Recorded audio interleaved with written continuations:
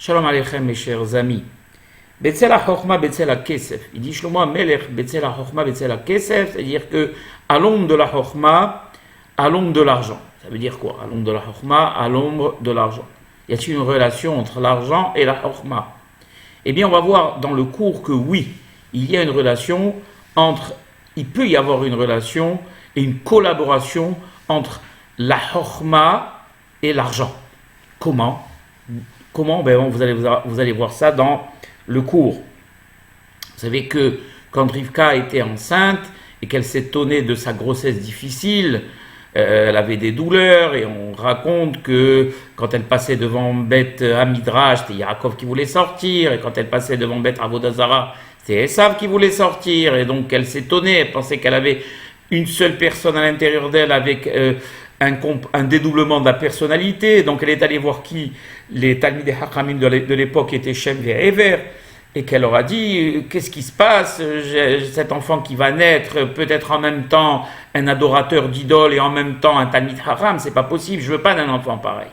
Alors Shem et Ever l'ont rassuré, ils lui ont dit ne t'inquiète pas Rivka, à l'intérieur de toi en réalité tu as deux peuples qui vont sortir, deux fœtus, deux personnes, en l'occurrence Jacob et Esav, mais elle ne le savait pas, il n'y avait pas d'échographie à l'époque.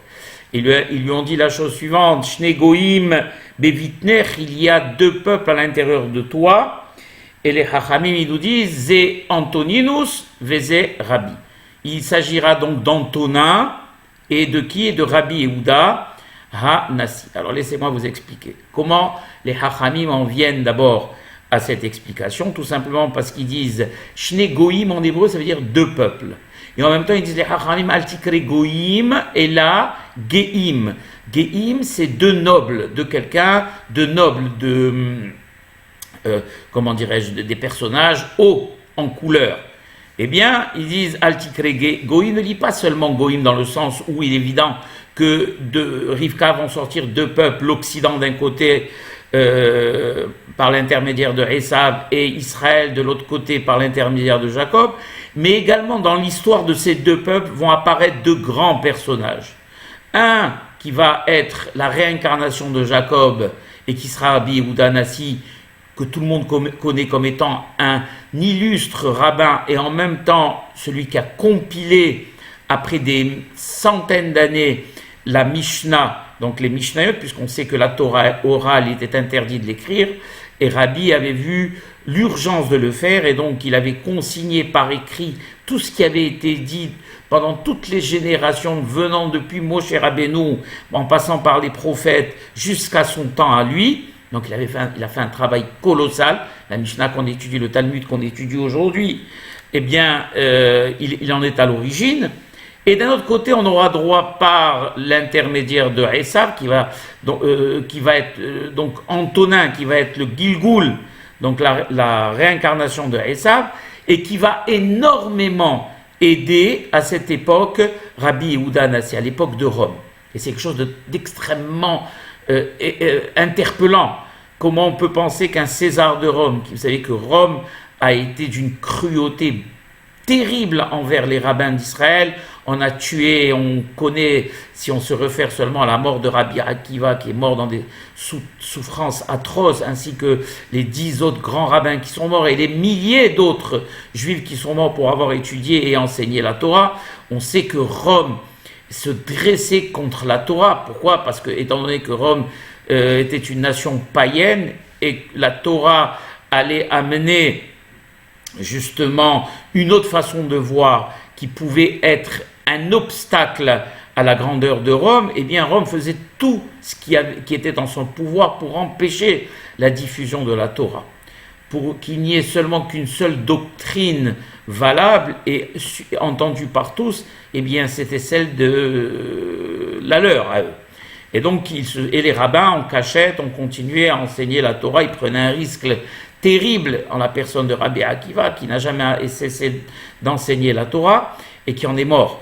Et alors on se pose la question, comment Antonin, lui, à la différence de tous les autres, il était pourtant pas juif, et on connaît des histoires fabuleuses qu'on raconte sur Antonin. Je vais vous en raconter une petite pour savoir un peu, vous ayez un peu une idée. Déjà, à l'époque de sa maman à lui, Vous savez que la Mila était interdite à l'époque de Rome. Il y avait plusieurs choses qui étaient interdites, mais la Mila était interdite. Et donc Rabbi avait été circoncis par son père en cachette. Et bien sûr, il y a toujours eu des délateurs qui sont allés chez le César de Rome et qui lui ont dit, voilà, le père de Rabbi, Rabban Gamliel, donc, qui était le Nassi d'Israël, a fait la Mila à son fils en cachette, et on en a la preuve. Et donc, qu'est-ce qu'il a fait, César? Il a fait convoquer Rabban Gamliel, qui était quelqu'un de très important, et il lui a demandé d'amener le bébé pour vérifier.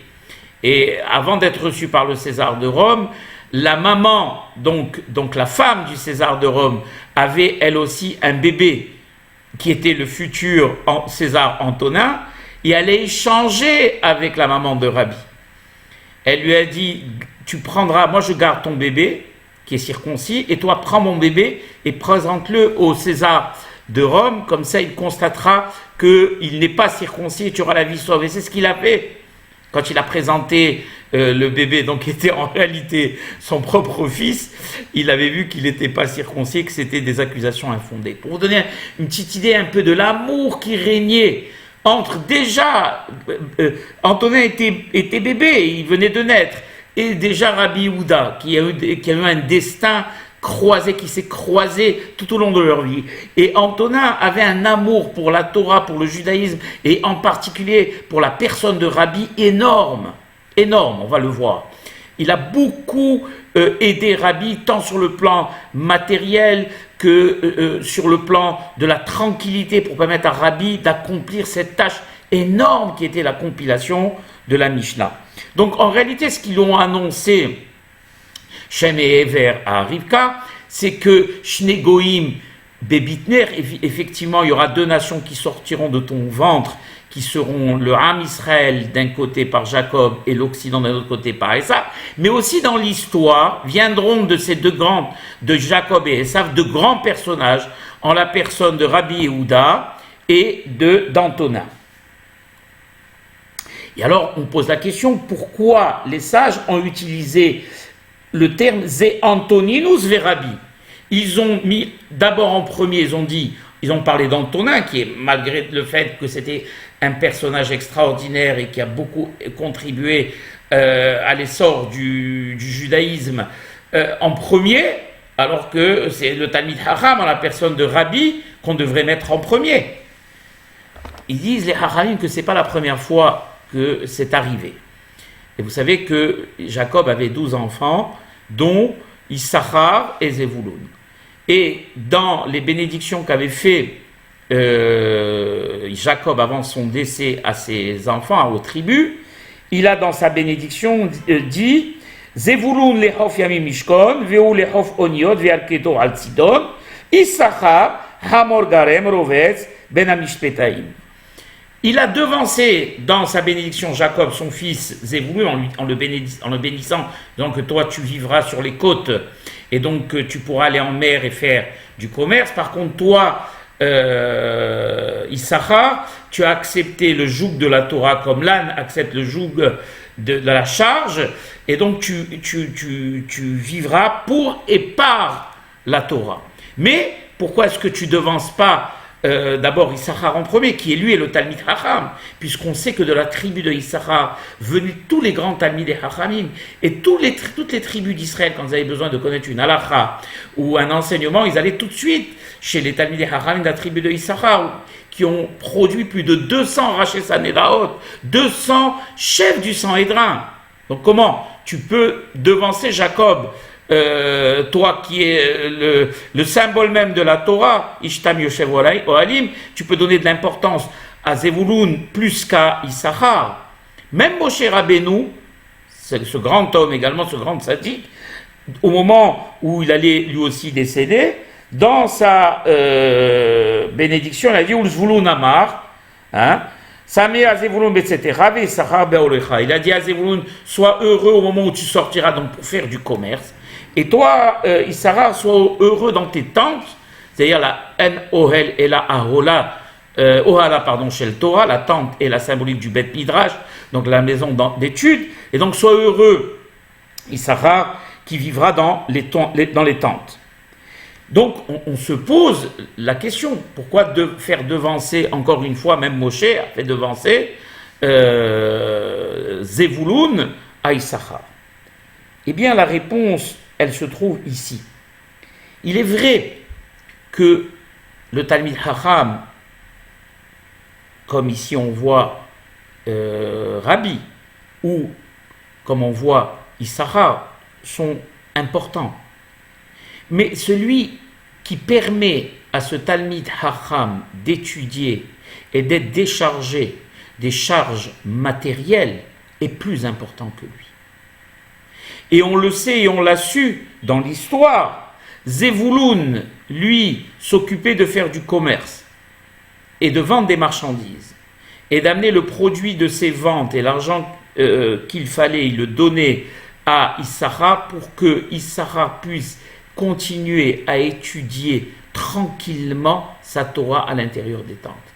Et on sait dans le monde moderne que malheureusement, quand un Talmid Chacham vit dans la difficulté et qu'il a une toute petite paye et il a l'esprit malheureusement qui est dérangé, et il n'arrive pas à se concentrer sur son étude. Pourquoi? Parce qu'il pense à sa femme, qui a besoin de lait, qui a besoin de couches, ils ont besoin de payer l'électricité, ils ont besoin de payer les soins, etc. Et que leurs enfants ont besoin d'avoir des fournitures scolaires. Donc, comment voulez-vous que ce Talmid Chacham, le pauvre, puisse étudier tranquillement à la yeshiva quand il sait que ses enfants et sa femme sont au manque? La même chose. Comment voulez-vous que Issachar puisse étudier sa Torah et devienne, comme j'ai dit, le plus grand fournisseur, en guillemets, de Talmidei Chachamim du Ham Israël, s'il n'avait pas été gratifié par son frère Zevulun de cette tranquillité? Donc les Chachamim nous disent que c'est vrai qu'un Talmid Chacham est important. Mais celui qui vient supporter le Talmid Chacham est plus important que lui.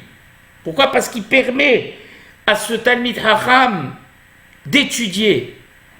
Et donc en réalité, qui c'est qui fait en sorte que cette Torah existe? Eh bien c'est celui qui lui fournit l'aide nécessaire. Eh bien la même chose, ils disent les Chachamim, en ce qui concerne l'histoire de Antona et de Rabbi Yehuda. On sait que il dit ici le Chacham, que jusqu'au jour, au jour AUX et jour au pluriel, de Rabbi Yehuda, rien de la Torah n'avait été mis par écrit. Depuis Moshe Rabbeinu jusqu'au temps de Rabbi Yehuda Anassi, donc à peu près au temps de l'époque de Rome, donc ça fait maintenant plus de 2000 ans, rien n'avait été mis par écrit. Donc, la Torah a été donnée en l'an 2448, et l'époque de Rome, l'époque de Rabbi Yehuda se situe, on va dire, il y a à peu près 2000 ans, donc vous voyez pendant des centaines, voire même des milliers d'années, presque un millier d'années, la Torah a été transmise seulement de manière orale. Et au pire, un prophète qui devait transmettre, écrivait pour lui ce qu'il devait enseigner et l'enseignait oralement, et ce depuis Moshe Rabbeinu alav shalom. Pourquoi? Eh bien parce que, étant donné qu'on sait que les Juifs vivaient parmi les nations du monde et qu'ils étaient perturbés, ils n'avaient pas la tranquillité, d'abord parce qu'il y avait l'interdit premier de ne pas, vous savez qu'il est interdit de transcrire par écrit la Torah orale. La Torah orale doit s'enseigner que de maître à élève, mais en même temps parce qu'il n'avait pas la tranquillité nécessaire pour pouvoir le faire. Et Rabbi Yehuda a, si vous voulez, été à l'encontre de cette loi parce qu'il y avait urgence. Il y avait urgence. Et il savait, il avait vu dans ses dons prophétiques que plus on avançait dans le temps et plus la nation d'Israël allait souffrir parmi les nations du monde. Et plus ils allaient être dérangés, plus ils allaient être perturbés. Et moins cette Torah avait de chances de pouvoir perdurer et qu'elle allait s'oublier. Si on continuait à l'enseigner oralement de maître à élève, par les temps qui couraient, par les pogroms qu'il y aurait, par les massacres qu'il y aurait, par les persécutions qu'il y aurait, à chaque époque, à chaque siècle, eh bien la Torah s'oublierait, sortirait de la tête des enseignants et ne passerait plus malheureusement aux élèves, et comme cela, que Dieu en préserve, disparaîtrait. Donc il a décidé, par son intelligence extrême, de réunir tous les Talmidei Hachamim de l'époque, et de les réunir, et de les asseoir ensemble, et de leur demander de répéter tout ce tout ce qu'on leur avait enseigné, en citant le nom du Rav qui avait dit, d'ailleurs on le voit dans le Talmud, à chaque fois qu'on parle d'un enseignement, on ramène le nom du Rav qui l'a enseigné. Et c'est comme cela qu'il a pu mettre les Mishtayot, il a pu expliquer les controverses qu'il y avait entre les Hachamim et le faire de manière claire comme il est exposé aujourd'hui dans nos livres de Talmud. Mais il a eu la possibilité de le faire grâce à qui? N'oublions pas que Rabbi Yehuda vivait à l'époque de Rome et que Rome interdisait tout cela. Eh bien, lui, Antonin, César de Rome, a permis à Rabbi, en lui obtenant tranquillité et appui matériel, de pouvoir faire ce travail gigantesque. Donc imaginez le sachar, le mérite qu'il aura, Antonin, et qu'il a déjà dans le Olam Haba.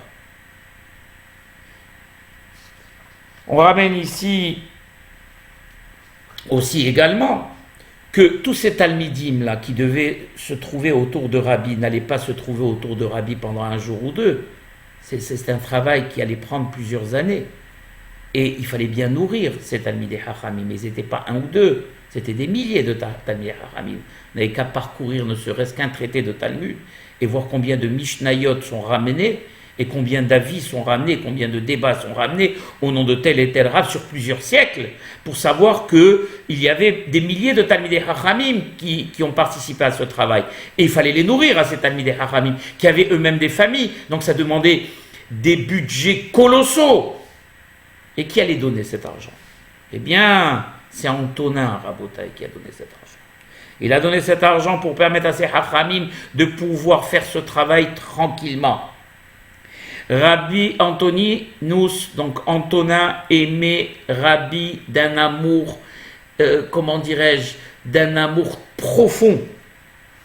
Et il lui faisait un kavod immense, un grand kavod.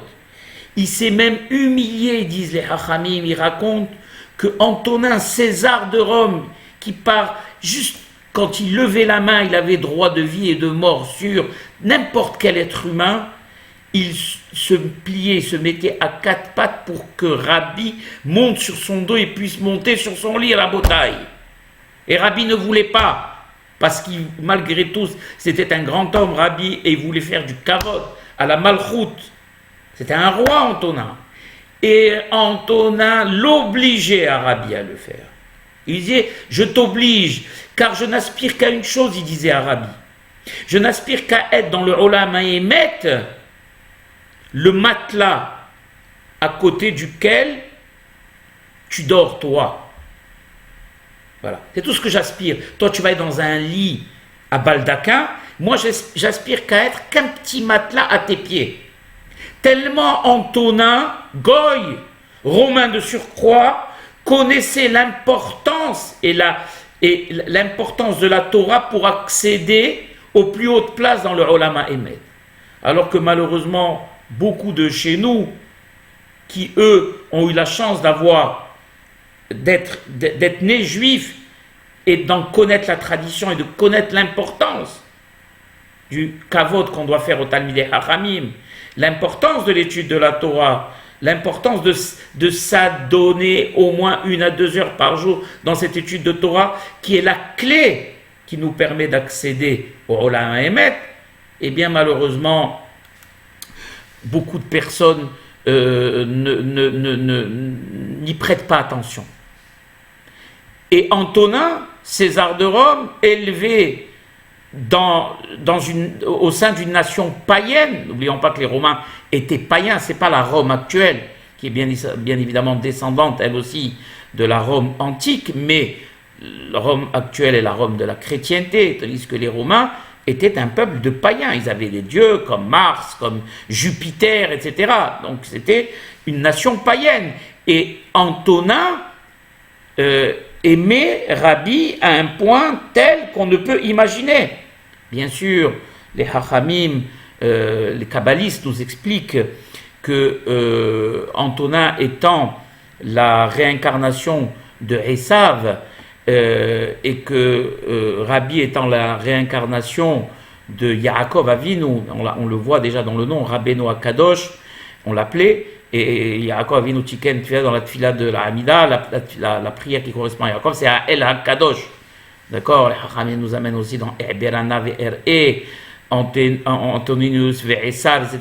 Je ne vais pas rentrer dans les détails de la Kabbalah. C'est donc Antonin, Esav qui s'est réincarné dans Antonin est venu Kivyachol réparer, être metaken, ce qu'il avait fait en ne permettant pas, parce qu'en réalité, bon, on a besoin d'expliquer ça. C'est-à-dire que, pose à Hachamim la question, pourquoi Isaac aimait autant Esav, qui tsaïd befiv, alors que c'était quelqu'un de vil, de trompeur, de tricheur, un assassin. On sait que Esav, c'était vraiment un fils indigne, et pourtant Isaac l'aimait. Yaakov, Ishtam, Yoshev Wali, il était évident qu'on allait aimer Jacob, qui était un homme saint. Mais Esav, pourquoi l'aimer? Disent les Hachamim, parce qu'il ne faut pas penser que Isaac était quelqu'un, Azvehaïla, qui n'avait pas les yeux en face des trous. Il savait bien que Esav le trompait. Et il a béni, malgré tout, il a voulu le bénir par la plus grande des bénédictions. Si Jacob n'était pas venu, eh bien, c'est Esav qui aurait eu cette bénédiction. Et cette bénédiction était entièrement basée sur le matériel. Pourquoi? Et parce que Jacob voulait, en réalité, cette association qu'on voit là, dont on parle tout de suite entre Antonin et Rabbi, il la voulait pour son fils Jacob et Esav. Il savait que Esav n'allait jamais être un Talmid Chacham. Et que c'était un homme de terrain. On l'appelait Esav, Milachon Asui, ça veut dire fait. Il était fait, c'était un homme de ce monde. Tandis que Jacob, c'était le monde de la spiritualité. Et il voulait que Jacob continue à étudier la Torah et qu'il soit déchargé des contingences matérielles. Et que ce soit Esav qui s'occupe de ces contingences matérielles. Et par cela, que Esav puisse bénéficier de l'étude de Jacob en lui apportant l'assistance matérielle. Or, Esav, en égoïste qu'il était, et ça Rivka l'avait vu, elle savait que Esav allait couper les robinets matériels à Jacob et que Jacob allait mourir de sa belle mort. Puisqu'on sait que dans le monde moderne, un Talmid Chacham qui n'a pas les moyens et un salaire adéquat et des aides, comment voulez-vous qu'il aille étudier à la Yeshiva quand il a 7 et 8 enfants d'El-Porat Yosef et une femme, alors qu'il a un loyer, du lait, des couches et des milliers de shkalim à sortir par mois? Donc s'il n'y a pas des aides et de l'État et des aides de juifs et de donateurs, il n'y a aucune possibilité pour qu'ils puissent étudier. Quelqu'un qui a des problèmes matériels ne peut pas se concentrer sur une étude. Même nous, dans la vie de tous les jours, avec notre niveau minable dans l'étude, eh bien que Dieu en préserve, quand on n'est pas tranquille à l'intérieur de notre foyer, on ne peut pas se concentrer sur une ligne d'étude. Il faut que notre esprit soit tranquille et déchargé. Et ça, Isaac le voulait pour Jacob. Il voulait que Jacob ait l'esprit tranquille et déchargé pour qu'il puisse se concentrer sur sa Torah. En espérant que Esav, lui de son côté, qui était Saïd, un chasseur, donc un homme de terrain, puisse lui amener puisse lui combler tous les besoins matériels. Or, Esav, en malin qu'il était, en fils indigne, lui ne pensait qu'à une chose, qu'à tout garder pour lui. Et laisser Yaakov mourir de sa belle mort. Et ça, pour empêcher cela, c'est là où Rivka a demandé à Jacob d'user de ce stratagème, se déguiser, pour la petite histoire, en Esav, et d'obtenir avant Esav ses bénédictions, et lui permettre à Jacob, et d'ailleurs s'il n'avait pas obtenu ses bénédictions, le peuple juif n'aurait pas pu survivre. Comment le peuple juif aurait pu se consacrer à l'étude de la Torah si on n'avait pas eu à côté, Baruch Hashem, des hommes d'affaires, des donateurs et des associations qui se seraient occupés de toutes ces yeshivot. Donc, Jacob a été béni en même temps par la matérialité et en même temps, bien évidemment, par la spiritualité, car Esav n'a pas voulu remplir ce rôle. Donc, si vous voulez, quand Antonin, qui est la réincarnation de Esav, s'est occupé de manière incroyable et contraire à l'esprit de Rome de Rabbi, qui est la réincarnation de Jacob, on a tout compris. En réalité, c'est un tikkun, c'est une réparation plusieurs siècles après qui est venue, qui a été faite sur la faute grave qu'a commis Esav.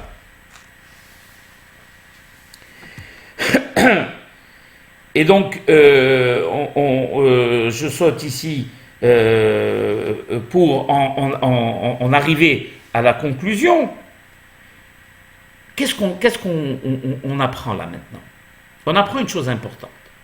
C'est qu'il est évident qu'on ne peut pas tous être des talmidei hachamim. C'est sûr. Le peuple juif, il va être composé d'hommes d'affaires, de commerçants, d'employés, de talmidei hachamim également, qui vont se consacrer à l'étude de la Torah nuit et jour. Et c'est un travail, croyez-en, mon expérience, un travail aussi, si ce n'est plus dur, que le travail d'un homme d'affaires ou d'un commerçant. Car rester concentré sur un banc pendant 8 et 10 heures et rentrer à la maison et continuer à étudier, croyez-moi, c'est quelque chose qui est très difficile à faire. Et ce, pendant des années, pour pouvoir faire en sorte qu'on ait après des enseignants, des moralim, des gens pour circoncire, des shohatim, et tout ce qui est vital à la survie du peuple d'Israël. C'est quelque chose de très très très difficile. Mais il faut bien être conscient et savoir que sans un appui matériel extérieur, eh bien, il n'y a pas de possibilité à ces talmidei hachamim de continuer d'étudier. Et ne pas entendre ce qu'on entend, malheureusement, que Dieu en préserve, dire « Ah, mais qu'est-ce qu'ils font eux? Ils passent leur temps à étudier et moi je travaille pour eux. » Eh bien, mon cher ami, toi qui dis cela, sache que si tu as le mérite de travailler pour eux, regarde, ce à quoi a bénéficié Zevouloun et ce à quoi a bénéficié Antonin dans le monde futur. Et tu n'aspires pas, toi, à ce mérite, à ce Sarah qui est incommensurable. Ils travaillent, c'est grâce à la Torah qu'ils étudient que toi tu peux travailler. Et en même temps, c'est grâce à ton travail que eux peuvent continuer à étudier la Torah. Donc, comme j'ai dit tout à l'heure, on ne peut pas être composé que de talmidei hachamim. On a des commerçants, on a des hommes d'affaires. Alors, qu'est-ce qu'il va dire l'homme d'affaires? Moi, je n'ai pas le temps d'étudier, ou je n'ai pas la capacité, ou je n'ai pas été dans une école d'hébreu, où j'ai pas étudié la Torah malheureusement, etc., etc. Donc bon, eh bien, moi je n'ai rien à faire. Donc je continue à vaquer à mes occupations parce que, comme ils disent les Hachamim, Anus Rahamana Patre, quelqu'un qui veut faire une mitzvah mais qui n'en a pas la possibilité, il peut pas rentrer étudier ou ouvrir un livre, eh bien il la fait pas. Non, disent les Hachamim.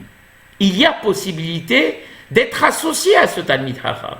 Il y a possibilité de profiter Be'ezat Hashem au Sachar qui revient au mérite et au salaire qui reviendra à ce Talmid Hacham et être associé à 50-50 et d'avoir même une place au niveau de la citation comme on l'a vu en début de cours, précéder le Talmid Hacham comme on l'a vu, Zé Antoninus ve Rabbi, qu'on fasse passer Antonin avant Rabbi alors que c'est Rabbi qui s'est consacré toute sa vie à la Torah.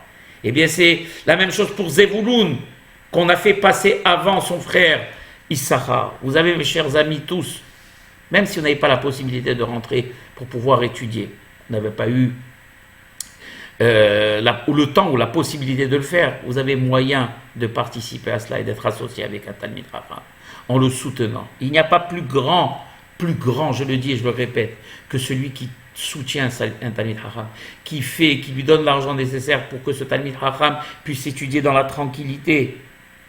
Et ils disent les Chachamim une très belle phrase dans Vaikra Rabbah. Atid HaKadosh Baruch Hu la'asot tsel vechupot leba'alei hamitzvot. Et Tzel Bnei Torah Began Eden, Akadosh Baruch Hu fera dans le futur un genre de choupa, qu'on fait pour les mariés, pour ceux qui soutiennent les Talmid Chacham au Gan Eden.